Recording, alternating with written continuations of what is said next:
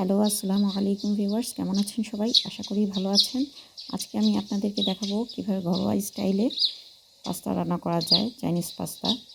আসুন তাহলে দেখে নিই কী কী উপকরণ লাগবে এটাতে। প্রথমে আমি কিছু পেঁয়াজ, তারপর ক্যাপসিকাম, গাজর কিউব করে কেটে নিয়েছি এবং মরিচ ফালি করে নিয়েছি। এরপর আমি সাথে নিয়ে নেব দুটো ডিম, রসুন কুচি, গোলমরিচ, সয়া সস, ম্যাগি মশলা এবং মুরগির মাংস কিউব করে কাটা। তারপর একটি কড়াইয়ে আমি তেল গরম করে নিব। তেল গরম হয়ে আসলে এটাতে ডিম দুটো দিয়ে দিব, একটু হালকা লবণ দিয়ে দিব। লবণ দিয়ে এটা ভালোভাবে নেড়ে চেড়ে ঝুরা ঝুরা করে নিব, একদম ছোট ছোট ঝুরা করে নেব। এটাকে ভালোভাবে নাড়তে হবে যাতে এটা একদম ভালোভাবে ঝুরা হয়ে যায়। এরপর আমি পাস্তাগুলোকে আলাদা করে সিদ্ধ করে নেব এবং গাজরগুলোকে ভাপে সিদ্ধ করে নেব কিছুটা পরিমাণ। তারপর আলাদা একটা ফ্রাই প্যানে আমি কিছুটা তেল দিয়ে দিব এবং কুচি করা রসুনগুলো দিয়ে দিব। এটা ভালোভাবে একটু ভেজে নিতে হবে কিছুক্ষণের জন্য। ভাজা হয়ে গেলে একটু লাল লাল ভাব চলে আসলে, বাদামি রং হয়ে গেলে এটাতে আমি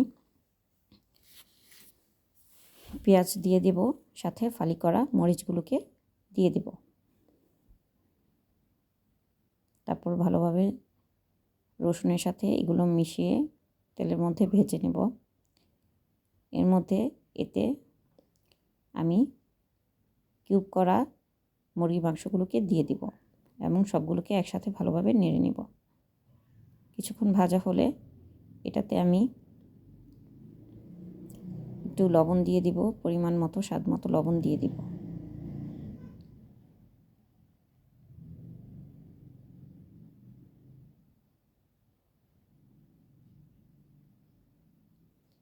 এরপর আমি এটাতে সেই গাজরগুলোকে দিয়ে দিব, ভাপে সিদ্ধ করা গাজরগুলোকে, এবং একটুখানি নেড়ে চেড়ে নিব।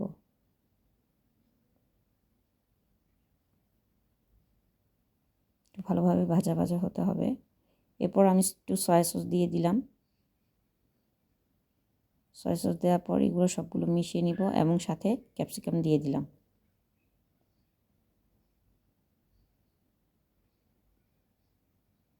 ক্যাপসিকামের সাথে এরপর আমি ছুঁড়া করা সেই ডিমগুলোকে দিয়ে দিলাম এবং সবগুলোকে একসাথে ভালোভাবে নেড়ে নেব। এটাতে আমি একটু অল্প পরিমাণে ম্যাজিক মশলা মিশিয়ে নিয়েছি। এটা আপনি এখন এ পর্যায়ে দিতেও পারেন, আবার নাও দিতে পারেন।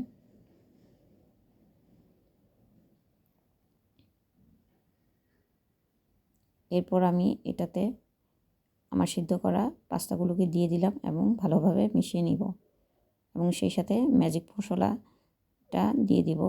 এই ম্যাজিক মশলা দিলে টেস্টটা খুব ভালো আসে এবং এর মধ্যে আমি টমেটো সস দিয়ে দিব এবং খুব ভালোভাবে এটা নাড়াচাড়া করব।